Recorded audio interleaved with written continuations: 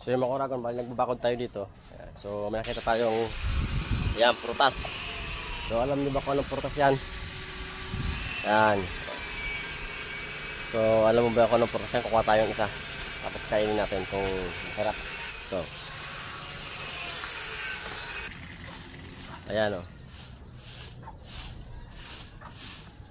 Alam niyo ba ang tawag dyan? Kung anong tawag sa prutas na ganyan? Ayan, kukuha tayo ng isa, kakainin natin. Ayan, so kunin natin mga oragon to. So, kunin natin to. Subukan natin kainin. Kung alam nyo kung anong tawag nito. Ayan. Masarap to. Ayan o. Oh. Hindi pa siya ganong hinog pero ano na. Pwede na. Asim.